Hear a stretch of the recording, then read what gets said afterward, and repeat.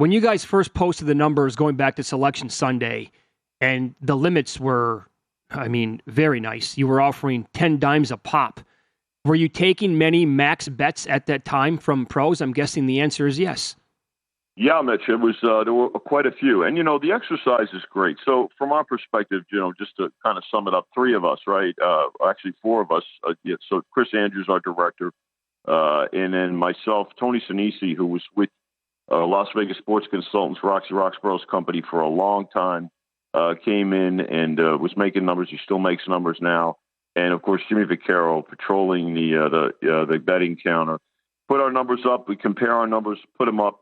And again, as bookmakers, you want to, you want to have confidence in your numbers. And then the bettors that are there doing the same exercise. You get the professionals at that point who have confidence and bet with conviction. So it was a great exercise. I had a few numbers that moved quite a bit, but whether they came up or down the ladder a certain way, by the time we got to the weekend, guys, where we saw 85, 90% of the handle, numbers came right back up. So a great exercise.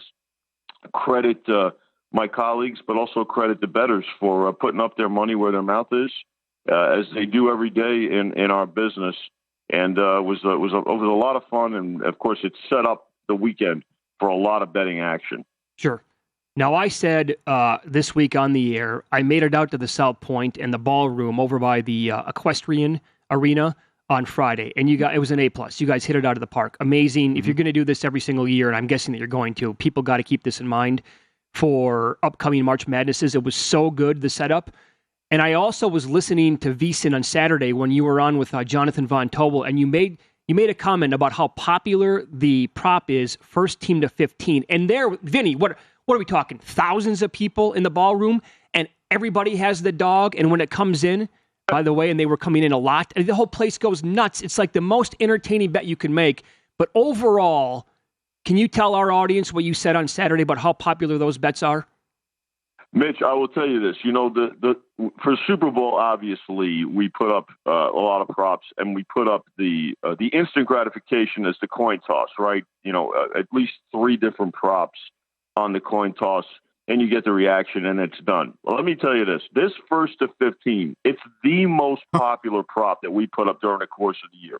And especially when four games are going on simultaneously, and you'll see a game that's, say, 3 minutes behind the other game, and then you hear this roar, even though that game may be at commercial, there's this roar, and if you were up in the ballroom, about 2,500 people simultaneously screaming for the dog, because the dogs got played every time, just about. Oh, sure. I mean, they took a lot of the big dogs, plus $2, plus 210, plus 230 with let's say a Kennesaw.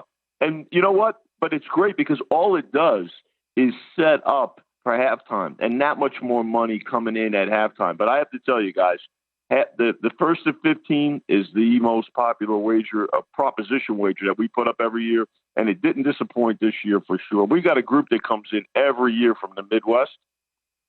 And let me tell you something. These guys, they zero in on it. They cash. There's no doubt about it. We got crushed on the first of 15, but we have a lot of fun doing it too. This is going to sound funny to a lot of people.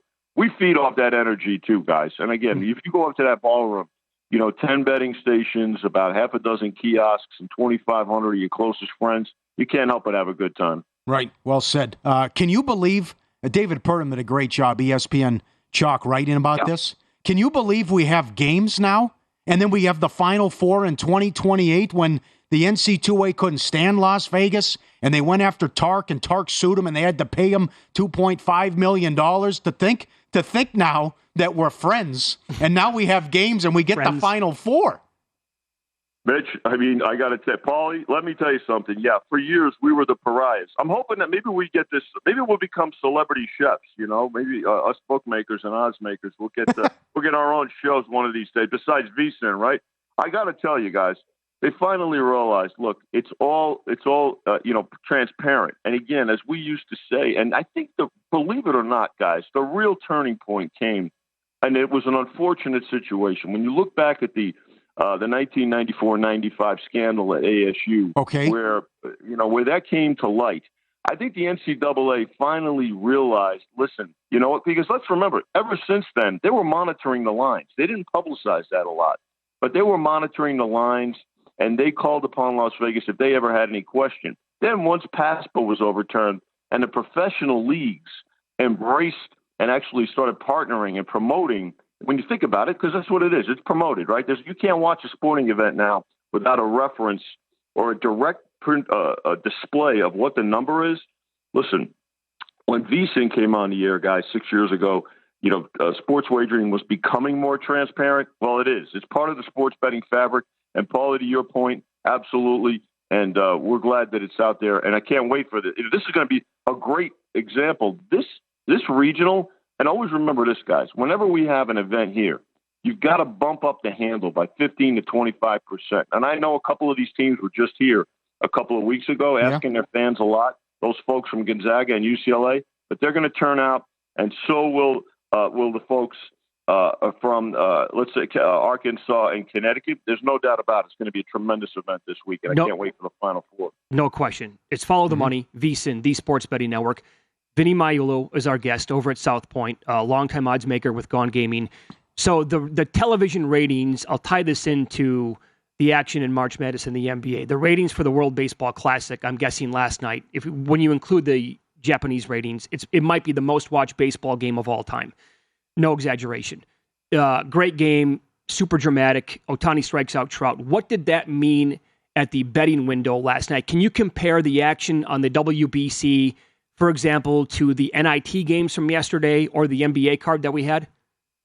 Yep, I can, guys. And again, let's break. It definitely was the number one single event. So it didn't overall overtake those the NIT or the NBA. The NBA it surpassed the NBA exponentially, and I'll tell you why. The thing about the NBA, guys, is until we get to the playoffs, nobody knows who's playing. Yes. So it's suffering. I have to be honest with you. The product is suffering because people just don't know who's in the lineup every day.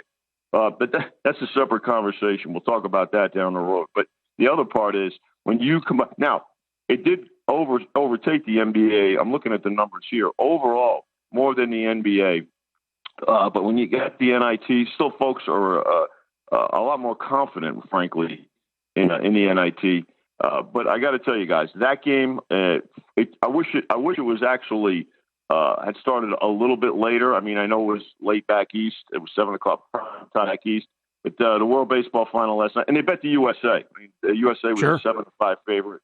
And Pauly, I know you always like it when I make my dice references. So $1.40 favorite. Yeah. And it got, but they bet that, guys. They laid anywhere from $35, $1.40, all the way up to as high as 45 and 50. So unfortunately, we needed you, but we were rooting for the USA. You know what? We don't win every game, and that's okay. Mm-hmm. So what you talked about with the NBA, we have about a minute left here, Vinny. How much is the handle down on the NBA this year compared to previous years because of what you said? We don't know who's going to be playing. Yeah, Mitch, it's a good point. I'll tell you what. I got a theory on this. If it was, if I had my way, there's, you get their attention like this. And I know Adam Silver doesn't like it either with this load management and everything. Sometimes I feel like putting up the numbers once I see the lineups. You can't have overnights up where a team is a 4-point favorite, and then the following day they close as a 2-point dog or a 3-point dog, and that's not based on only thing that's an impact of is because nobody knows who's playing in the lineups. Tempted to put them up right when we get the lineups there, but the handle's down. I would say the NBA handle's down at least because of that. And you know what? That's why college basketball is so much more popular. And you get a game like last night at WBC that did all the handle. All right, lost you there, Vinny. Yeah, okay. Thank you for that. That was a great spot, Vinny. Follow him on Twitter. He's at VSiN Vinny. He cut out right when he was saying the number, so we'll text him during the commercial break to find out exactly. I understand that, right? I mean, if you don't know who's going to be in every single day, it's going to be unattractive for a lot of people who are going to be betting the sport. Yep. Visit VSiN.com to get current odds, listen for free, find showtimes, and download VSiN sports betting podcasts.